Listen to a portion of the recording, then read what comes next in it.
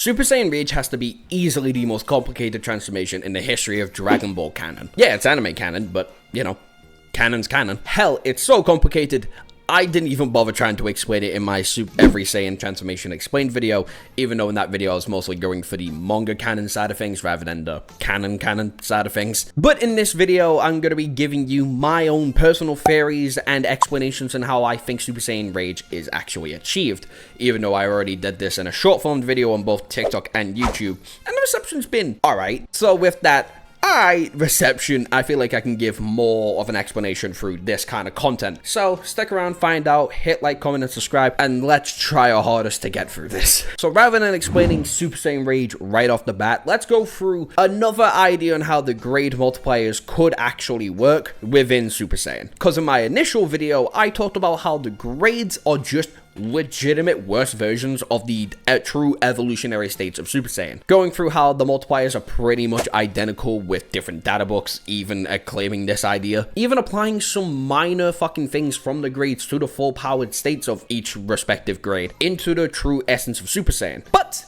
I never went through the idea that the grades could actually be applied to Super Saiyan. I said they're completely different things, you know, just mastered. In this video, we're not going to go through that. We're actually going to go through the set idea, the set evolution theory. What the fuck's the set evolution theory? You may be thinking, well, that was my original idea on how the grades could actually be applied here. Because in my initial video, I was going to go through the idea that every full-powered state of Super Saiyan we could have ever seen throughout Dragon Ball history could have the exact same multipliers as the evolutionary states. Whoa! That's fucking crazy. I know, but there's plenty of evidence to say so. Let me show you. The initial idea of this goes through the steps of every single grade. It's a percentage increase from 50 to 100. So grade 2, for example, would be a 65 times increase from Super Saiyan 50 times. I'm not saying it's a 65 times increase on top of grade 1. That'd be fucking ridiculous. No, I'm saying it's a small percentage increase from 50 to get to 60 to 65.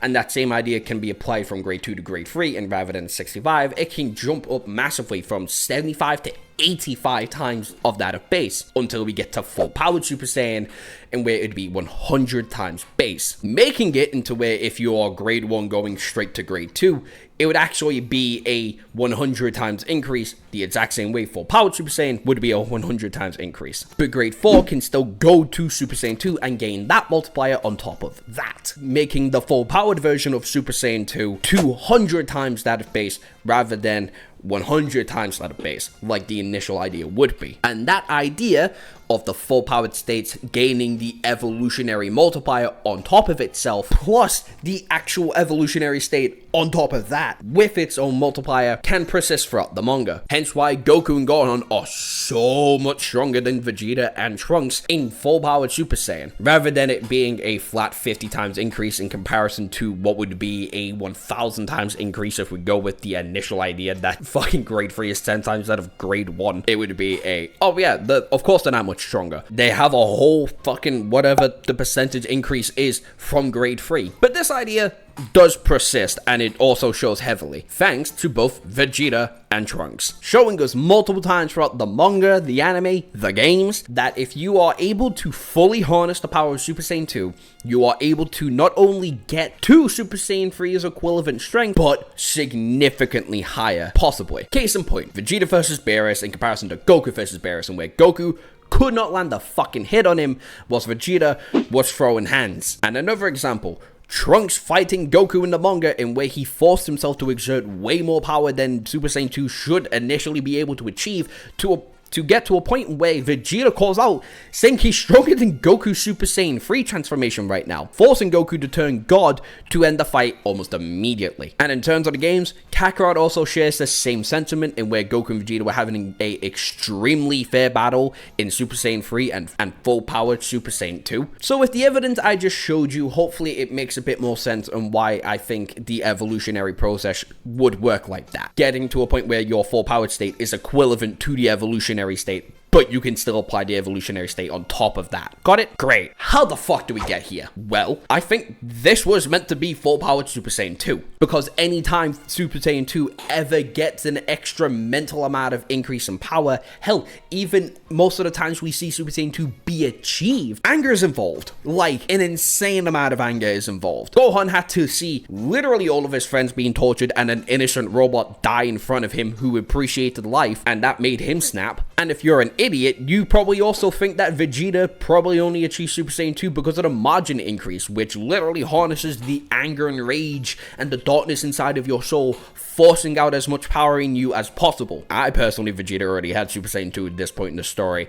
probably being so angry about the fact that a fucking 11-year-old was stronger than him, and Kakarot was dead, so probably just got him angry enough in the hyperbolic time chamber, or just in training in general, to a point where he achieved it. But that's my own speculation. If we want to stick with the idea the margin transformation is how he initially gets Super Saiyan 2, fuck it. That's our idea then. And literally every single time we ever see Vegeta and Trunks forcing themselves to go to the absolute limits of Super Saiyan 2, they're pissed. With Vegeta having to see his wife get bitch slapped by a god of destruction for him to start throwing hands, and Trunks thinking he's far too weak to even go up against Goku at this current moment in time, probably still having a lot of PTSD looking at Goku going, fuck, you still look like him. Forcing himself to achieve the next state of Super Saiyan 2, or at least a hint of it, to force himself to go at Goku at Super Saiyan 3, and where Trunks was just blatantly stated to be stronger than him. And I do think Super Saiyan Rage was meant to be just the full power statement of that, the next true evolutionary step of getting to the absolute limits and power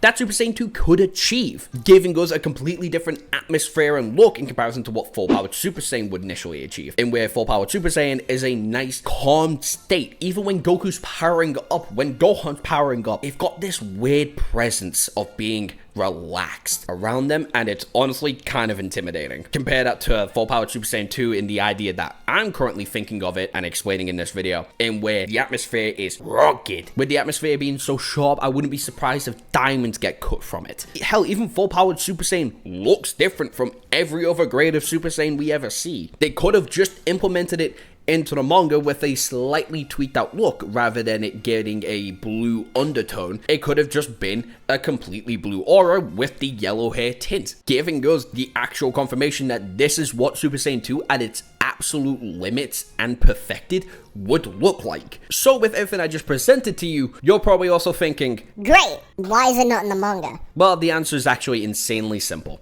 Reception. Nobody liked Super Saiyan Rage. Not a fucking soul. Because, fun fact, the manga's monthly, the anime was weekly. They were at the same point at one point, until you realized when Super Saiyan Rage got introduced, the Goku Black Hawk hadn't even started yet. Not in the manga at the very least. So people over at Toei, including Akira Toriyama and Toyotaro, the mangaka of Dragon Ball Super, probably had time to look at the reception of Super Saiyan Rage and go, No. But they could have also just given us Super Saiyan 3 Trunks, making him the true master of Super Saiyan 3 rather than Goku. But hey, we can only dream. So that's my personal explanation for why it's not only not in the manga, but how the form's even achieved in the first place. If you have a different idea, tell me in the comment section down below. I would love to hear it, but whilst you're there, like and subscribe and hit the little bell because it helps me out a fuck ton. Anyway, I got a fragrant flower bloom with dignity video to make. I'm gonna have fun with that one.